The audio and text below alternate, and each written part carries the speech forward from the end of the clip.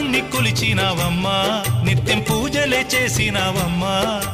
గూడు చెదిరిపాయ గుండెల విసిపాయ గూడు చెదిరిపాయ గుండెల విసిపాయ కొలిచిన రామయ్య కొండ దిగిరాడాయే వందనాలమ్మా అమ్మా వందనాలమ్మా